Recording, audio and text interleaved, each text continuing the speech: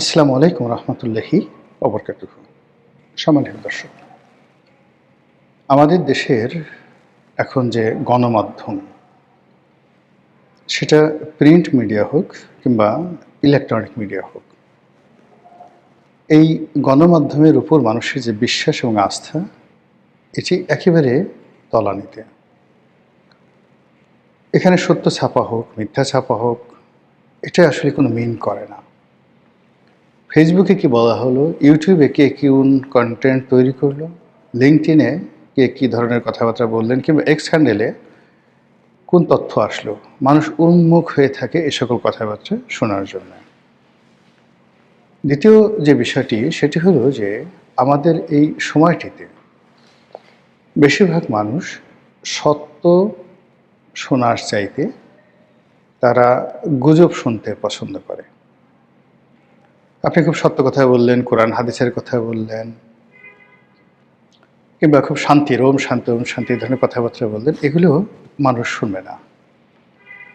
আপনি কারোর সঙ্গে কারো দ্বন্দ্ব, সংঘাত, বিবাদ, মারামারি, খুনোখুনি, কাটাকাটি, এই সর্বনাশ হয়ে গেল, আজ এটা খারাপ, ওটা খারাপ ইত্যাদি যে সকল নেতিবাচক খবর রয়েছে, এগুলোর প্রতি বেশিরভাগ মানুষের এখন প্রবল আগ্রহ। আর দুরন্ত বেগে মানুষ মিথ্যার পেছনে ছুটে। এই যে একটা অচল অবস্থা মানুষের মন এবং মননে, এরকম একটা পরিবেশ এবং পরিস্থিতি যখন তৈরি হয়, তখন একটি দেশ জাতি তার যে নির্ধারিত গন্তব্য, সেটা কতটা ধ্বংসাত্মক হয়, এটি ভিন্ন প্রসঙ্গ। আজকের যে শিরোনাম, সেই শিরোনাম নিয়ে আলোচনা করব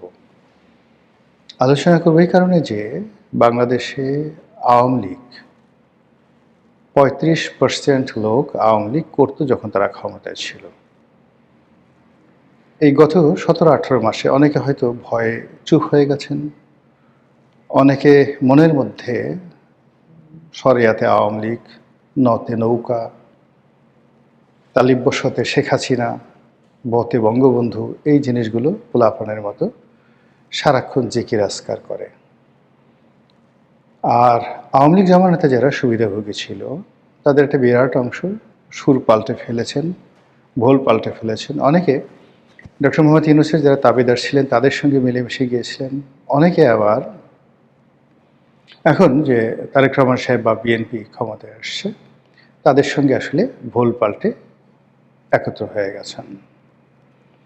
কিন্তু সেই লোকের সংখ্যা কত? 5 ভাগ, নট মোর দ্যান দ্যাট। তাহলে ৩৫ ভাগ থেকে যদি আপনি 5 ভাগ বাদ দেন, তাহলে থাকে 30 ভাগ। অন্যদিকে ধরুন জাতীয় পার্টি, এরপর আওয়ামী লীগ জোটে যে সকল বাম সংগঠন ছিল, তারপর কিছু মানুষ কোনো দল করতেন না, কিন্তু শেখ হাসিনাকে, বঙ্গবন্ধুকে, মুক্তিযুদ্ধের পক্ষের শক্তিকে পছন্দ করতেন। এদের সংখ্যা তো আসলে কোনো অবস্থাতেই 20 ভাগের কম ছিল না। আর এই লোকগুলোর একটি অংশ কিন্তু কমেনি, তো তারা রয়ে গেছেন। তাহলে কি হলো? এদিকে রইল 20 ভাগ আর এদিকে রইল 50 ভাগ। এই 50 ভাগ লোক, অর্থাৎ আওয়ামী লীগের 30 ভাগ আর আওয়ামী লীগের বাইরে 20 ভাগ, এই 50 ভাগ লোক প্রতি মুহূর্তে জানতে চায় শেখ হাসিনা কবে আসবে। প্রতি মুহূর্তে তারা শুনতে চায় আওয়ামী লীগের আমলে কী কী ভালো কাজ হয়েছে, আর বিএনপি শত চেষ্টা করে সেই ভালো কাজগুলো কেন করতে পারবে না। এই কথাগুলো যদি আপনি বলেন, তারা রাত জেগে জেগে এই কথাগুলো শুনবে। এরকম একটা মানসিক অবস্থা তাদের তৈরি হয়ে গেছে। বাকি যে 50 ভাগ, এই 50 ভাগ এখন অর্ধেক অর্ধেক হয়ে গেছে। বিএনপির দিকে অর্ধেক 25 ভাগ, আর জামাত এবং তাদের যারা সহযোগী, তাদের মধ্যে চলে গেছে 25 ভাগ। আবার বিএনপির পক্ষে যে 25 ভাগ আছে, এটাও যদি আপনি ভাগ করেন, তাহলে আপনি দেখতে পাবেন যে যারা ক্ষমতা পেলেন, সুযোগ সুবিধা পেলেন, পদ পদবি পেলেন, তাদের একটা অংশ, আর আরেকটি অংশ রয়েছে আফসোস লীগ, যারা পাননি। তো তারা বিভিন্ন নেতিবাচক কথা বলছে, দীর্ঘশ্বাস ফেলছে, সরকারের পদে পদে ভুল ধরার চেষ্টা করছে এবং ঘরের মধ্যে থেকে তারা পরের কথা বলে যাচ্ছেন।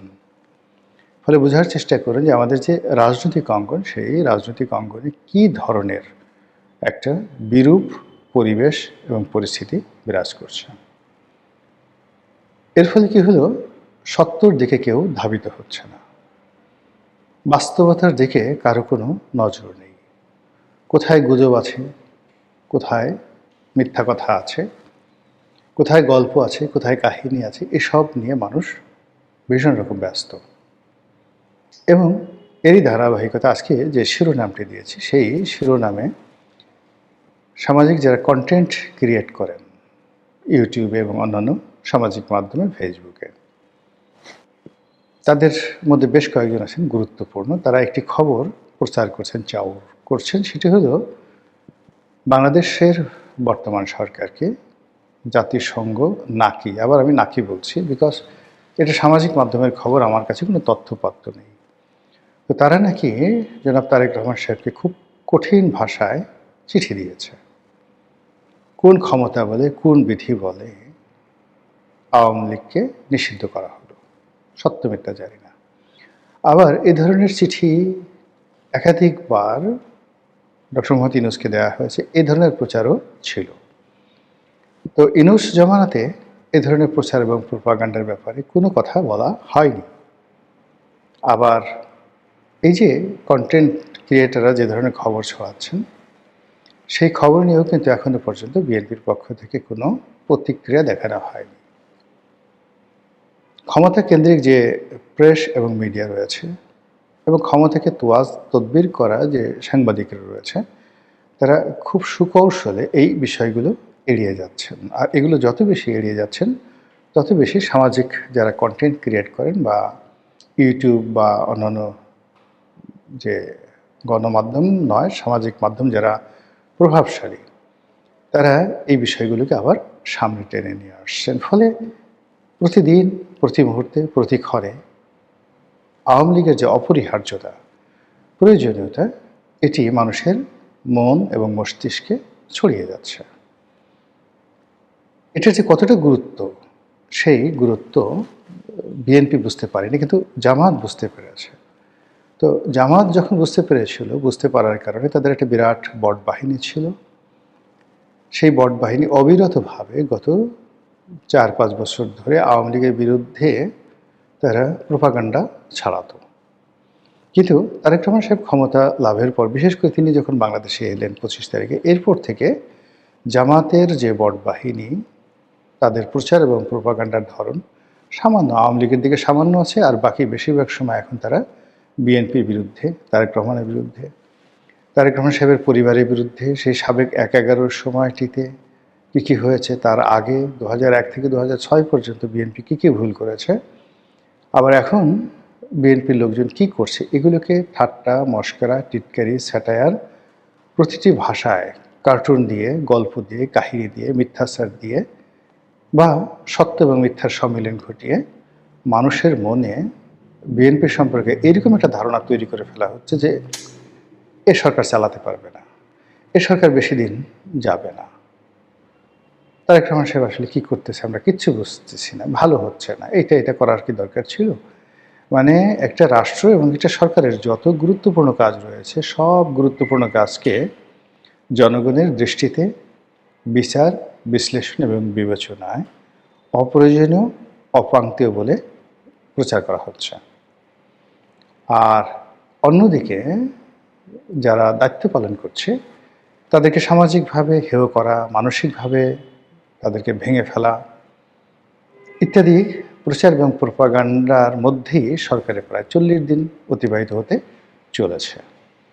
এই 40 দিনের মধ্যে আমরা শুধুমাত্র সরকার এটা করবে, ফ্যামিলি কার্ড করবে, ওটা করবে, খাল কাটবে, বড় বড় পরিকল্পনার কথা শুনেছি। দ্বিতীয় যমুনা ব্রিজ হবে, দ্বিতীয় পদ্মা ব্রিজের মতো মেগা প্রকল্প হবে, ইত্যাদি ইত্যাদি অনেক কিছু।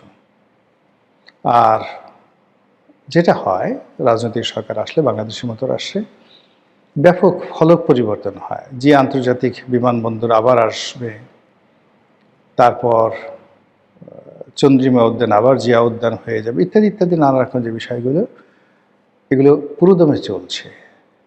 আবার অন্যদিকে আওয়ামী লীগের যারা লোকজন আছে, তারাও তো এই যে সরকারের দুর্বলতা, তারা তো বুঝে 17 বছর তারা কন্টিনিউয়াসলি সরকার চালিয়েছে। তো এই যে 16-17 বছর তাদের সরকার চালানোর অভিজ্ঞতা, সব মিলিয়ে সরকারের দুর্বলতা এবং এখন তারা ক্ষমতাহীন। তারা বুঝে যে সরকারের কোন কোন জায়গাতে ব্যথা আছে, বেদনা আছে। তারা এই রাষ্ট্রটি রেখে গেছে, কোন কোন জায়গাতে কোন অবস্থায় রেখে গেছে, এটা তাদের মুখস্থ। এই জায়গাতে শক্তি আছে, এই জায়গাতে ঘা আছে, অভিঘাত আছে। এই বিষয়গুলো জেনে তারা তো আর নাকে তেল দিয়ে ঘুমাবে না।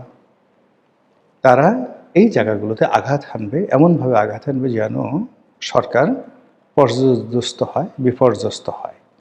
এবং সেই কাজটি হয়তো তারা শুরু করে দিয়েছে।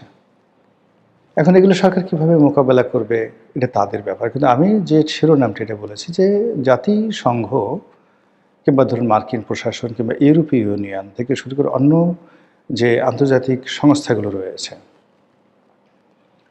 প্রায় সকল সংস্থার সাথে আওয়ামী লীগের এই গত 15 বছর 16 বছরে তাদের একটা নিদারুণ সম্পর্ক হয়েছিল।